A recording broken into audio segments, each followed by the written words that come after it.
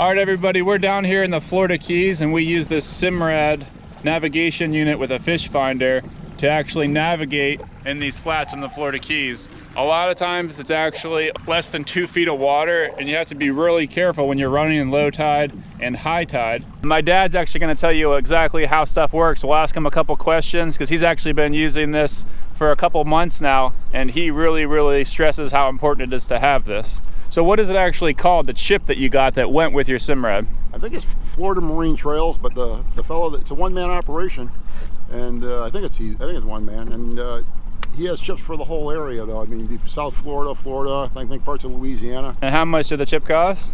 Whatever it was really cheap compared to what it's worth. I think it was like $400 or $500, but I would pay probably 10 times that for it now that I have it.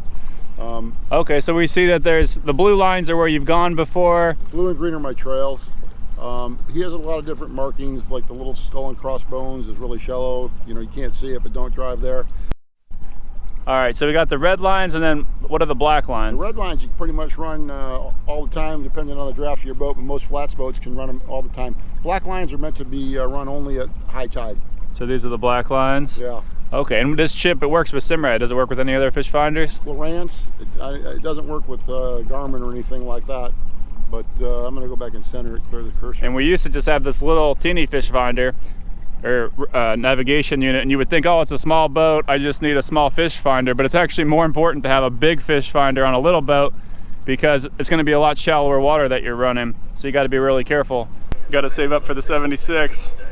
2 Simrad navigation fish finder units. Looks like they're about 16 inches. Now this is what I'm talking about. 3 Simrad screens. This is on a 76-foot Sunseeker. And this boat, at first we were actually nervous to go out at all, and then my dad was buzzing around everywhere in the daytime, and I actually like fishing right at dark, so a lot of times we're actually running back at night, and we can actually do it as long as we're staying on our previous trails. There's so many shallow areas in here. When I first came, it was pretty scary to run around, and some of the neighbors just let me follow them to some prime places, and then I had a little trail I would follow, and I would just follow those trails.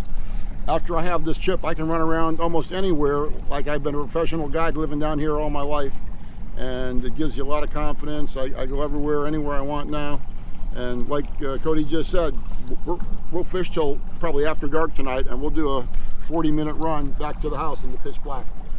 And I'll be just staring down here at the fish finder, if you will, and Cody will be watching out for any obstacles and stuff that I might miss with his eyes. One more thing.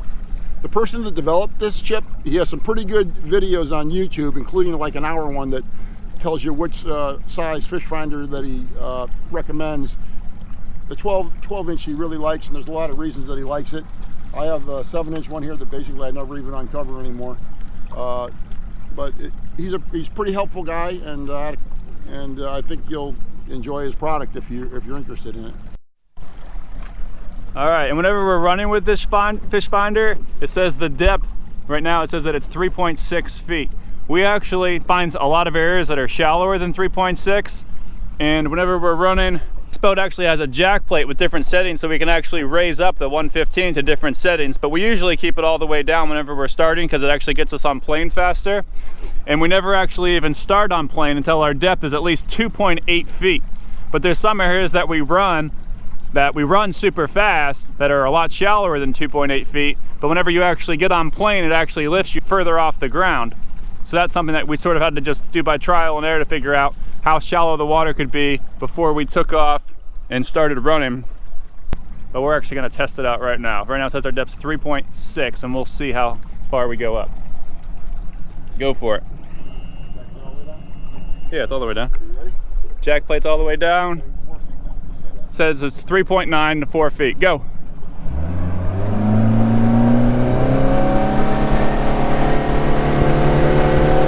And the front of the boat goes up. That's why it's down. All right. Now we're at 5.6. All right, it gave us about a foot difference.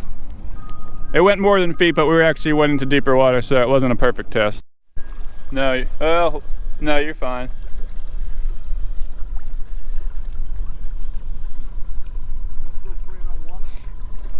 Yeah, you're paying. 1.6.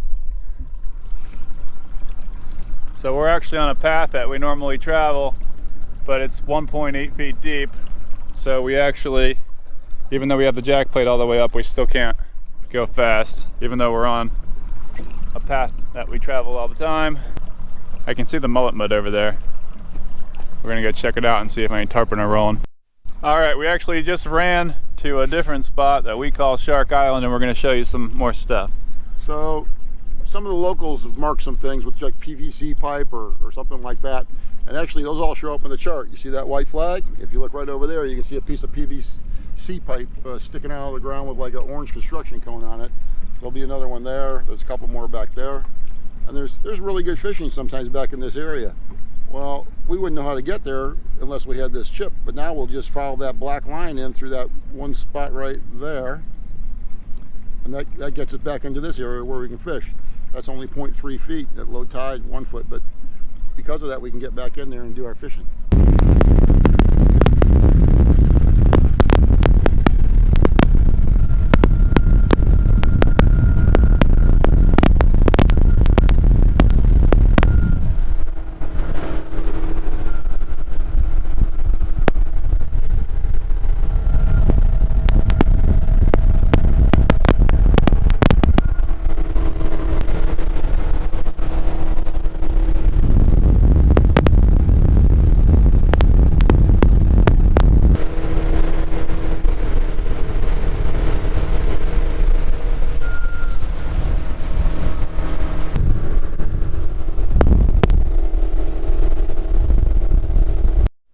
Alright, I'm going to show you guys what mullet mud looks like.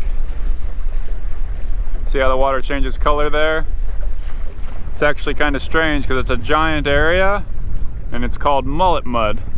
But what actually happens is the mullet are down in the mud and in the sand trying to find food and eat grass or whatever, and then the current blows that dust and it makes a giant cloud. So it looks like it covers a huge area sometimes. And you go to the leading edge, and right up there is where all the mullet is. I can actually see them boiling. So we'll go check it out and try and fish right there, or throw the cast net and catch some mullet.